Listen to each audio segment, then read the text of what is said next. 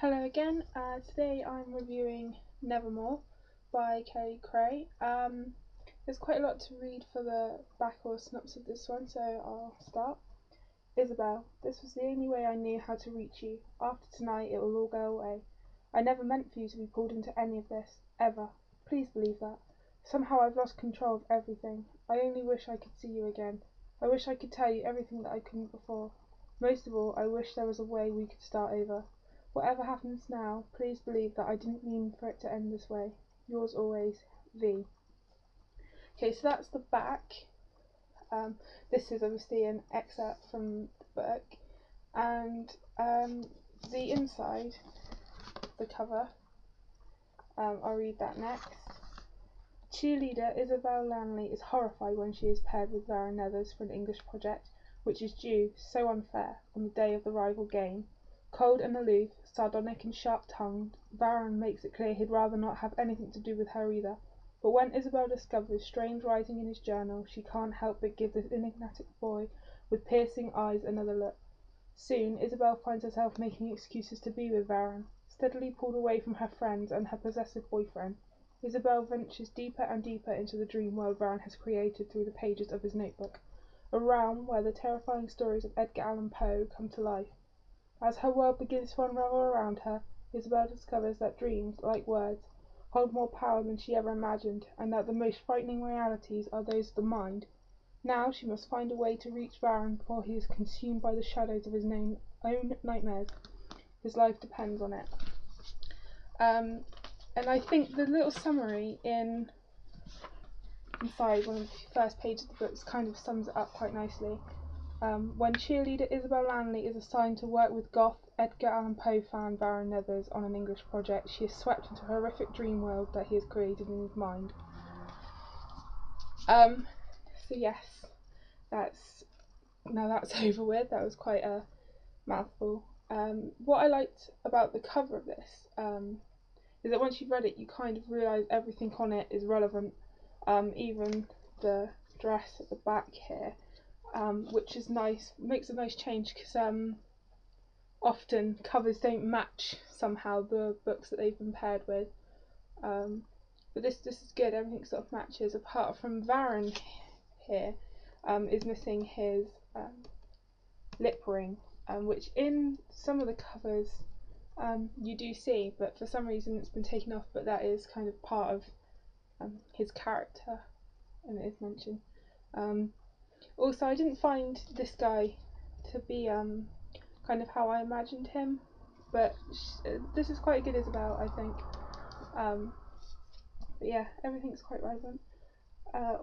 And I think the back, using this little excerpt, does hook you in, seeing as you always turn to the back of it first, and then it does give you quite a lot of information on it. I really did enjoy this book. I thought it was really good. When I was looking online at books, and it shows, oh, if you like this, you'll also like this. This popped up, and I read the synopsis for it, and I thought it sounded good. But I watched and read reviews of it first, and I didn't hear anything bad about it. Everyone seems to have really liked and enjoyed it, so that made me decide to buy it. I hadn't seen it in store, so this was an online thing.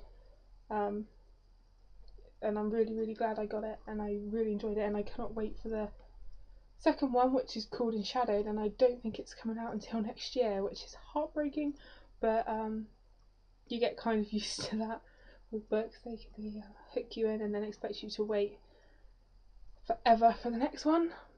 But I would say don't be put off by the size of it and the fact that it's hardback. I do think they are releasing it in paperback, but I don't know how soon that's going to be. It's 543 pages, but it doesn't feel like that when you're reading it. It goes quite quickly. So yeah, don't be put off by that. The chapters are quite short. For example, chapter 25, if I can find it, almost there. 25, Seeing Double. That's the chapter. I mean, they're not all like that, obviously, but that's one chapter. And also the font it's kind of big. I wouldn't say it's massive. sort of between standardish to largish. So yeah, I think it's perfect, really. I really enjoyed it, and the fact that the main character, Varen, well, and Isabel, because it's written in Isabel's perspective, but her and Varen are sort of the main characters. It's nice to have a goth guy as the protagonist, really, and obviously that would fit with him being the Poe fanatic.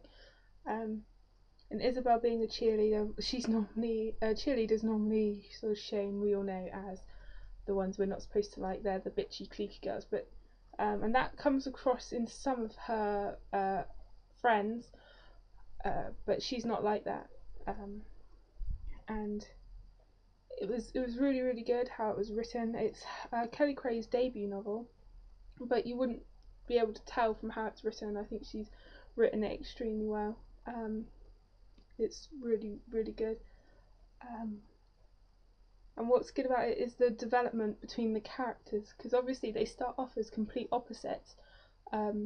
She's a cheerleader, he's a freaky goth that everyone thinks is some sort of vampire overlord, and she has to be paired with him, but eventually they sort of become friends, and then it develops from there. But I wouldn't say it's overly slow, the relationship, but you can see it forming. It's not instant, and it's not even definitive or conclusive in this, because it ends on such a note that you can tell there's obviously something there because something happens, so you know there's something there.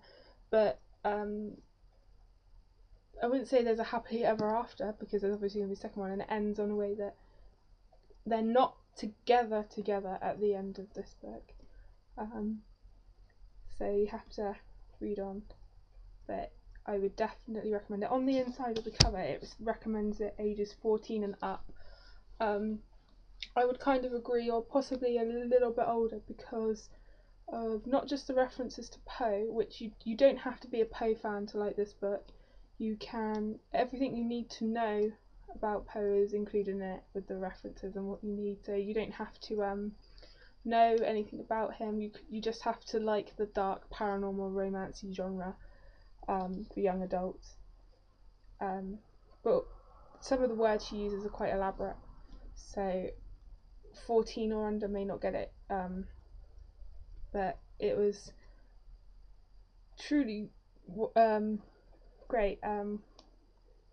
My favourite of the last few books I've read, like Mercy and Finding Sky and those books, this tops those.